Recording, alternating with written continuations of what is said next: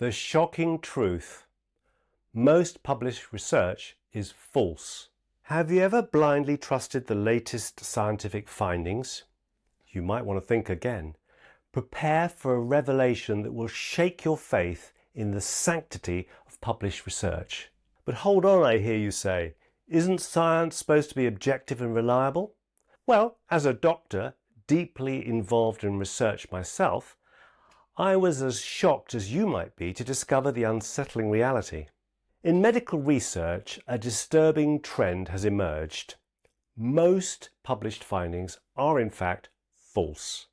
This startling claim isn't a mere conspiracy theory that I've concocted or others have concocted.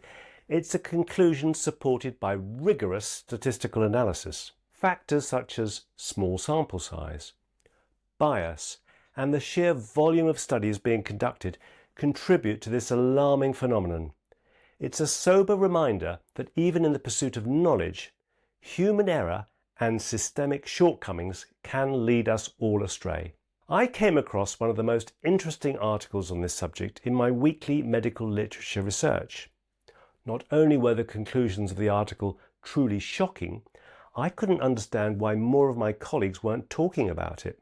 Well, in this video, let's look at this publication by John Ioannidis.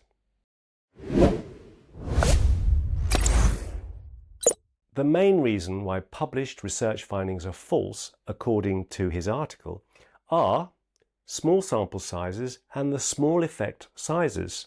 Studies with low statistical power are more likely to produce false positives. Bias.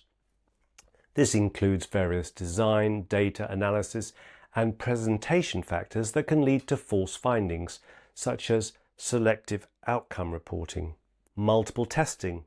When many relationships are tested simultaneously, the probability of finding at least one false positive increases.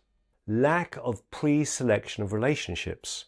Exploratory research that tests a large number of relationships without a strong prior hypothesis is more prone to false positives.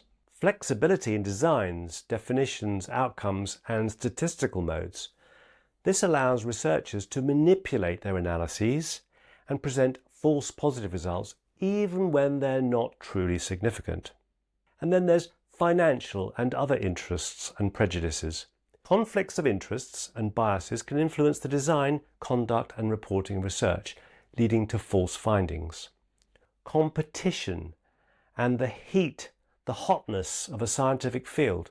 When many teams are working on the same research question, there is pressure to publish quickly, which can lead to a higher rate of false positives. Based on John Ioannidis' article, medical guidelines may not be trustworthy for several reasons. Reliance on potentially false research. Guidelines are often based on published research findings, which, John argues, are mostly false. This undermines the foundation of the guidelines themselves. Bias in research. Even the studies used to create guidelines might be subject to bias, such as selective outcome reporting or conflicts of interest. This can lead to recommendations that are not truly evidence-based. Lack of replication. Guidelines might be based on single studies or a small number of studies without sufficient evidence of replication. This increases the risk of incorporating false positives into recommendations. Premature adoption of new evidence. In the pursuit of being up to date, guidelines might incorporate new findings without waiting for sufficient evidence of validity. This leads to recommendations that are later overturned. Influence of financial interests. Conflicts of interest and industry influence can also affect the development of guidelines, leading to biased recommendations that favour certain treatments or interventions. Lack of transparency about the evidence used and the decision-making progress or potential conflicts of interest, making it difficult to assess their trustworthiness. Therefore, it's crucial that we critically appraise guidelines, considering the quality of evidence, potential biases, and transparency of the development process. Blindly trusting guidelines without scrutiny can be detrimental to patient care. Now, I'm a doctor who relies on research to inform my practice, and most healthcare professionals believe that they are themselves practicing evidence-based medicine. The revelations in the paper by John Ioannidis have prompted me to approach new findings with a healthy dose of skepticism. It's crucial to critically evaluate the methodology and potential biases before accepting any study at face value. Now, if you want an example of a study that, in my opinion, is poorly designed, check out this video. The CLASS trial is a publication that is wheeled out at Venus meetings regularly.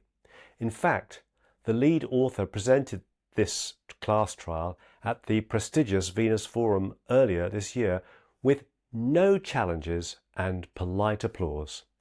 I've put a link to the study in the box below. So in summary, the notion that most research findings are false may seem counterintuitive, but it's a reality we must all confront. By acknowledging this issue, we can foster a more transparent and rigorous scientific community. We, as consumers of information, we must become more discerning, questioning the validity of research claims and seeking out reliable sources of information. Remember, even in the world of science, not everything you read is true. Well, thank you for watching. Thank you for getting to the end. Please share and like, it really does help my channel, and please consider subscribing. That way you won't miss my next video.